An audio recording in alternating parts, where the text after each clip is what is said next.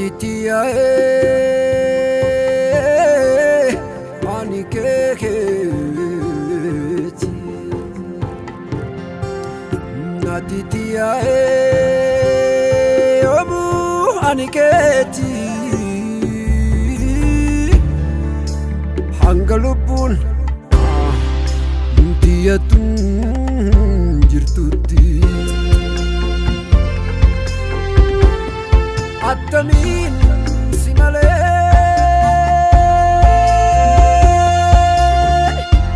Gaji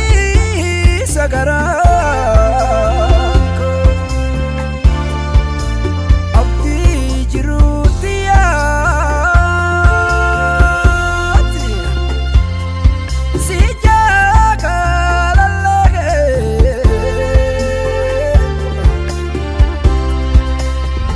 Tanin an abdadu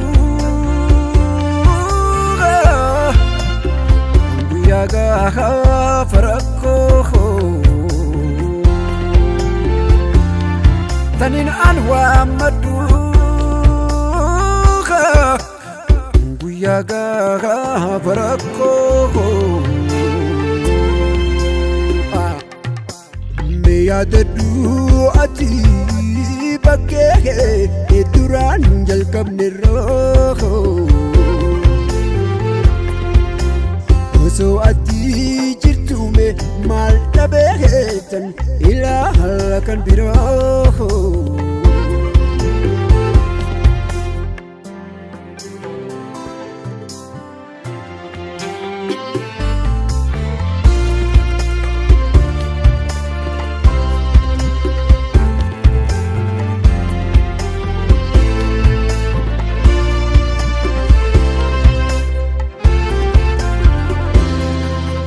Natitiya ani keketi Natitiya omu ani keti Hangalubun Diyatun jirtutti Walingan jenne wada walifseke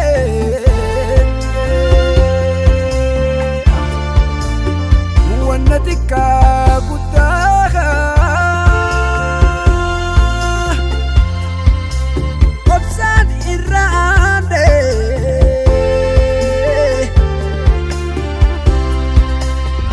Galata sa Rabbi kuno ardageke Galata sa Rabbi kuno ardageke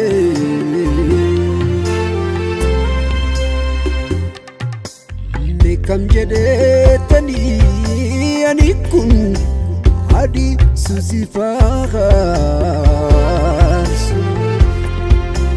Barbaadeetiin dhabe laashoo hojjechan ittiin ibsu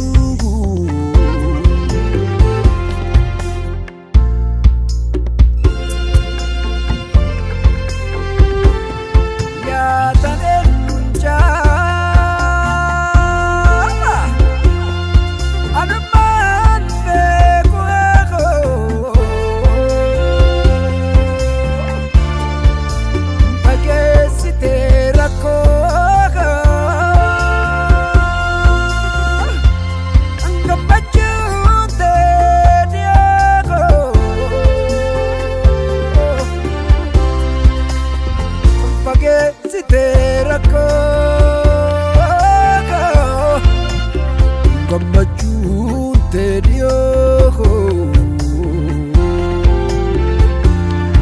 fageessitee rakkoo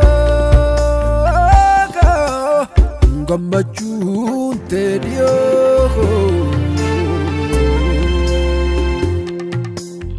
Kam jedhee tadii ani kun si haa isuku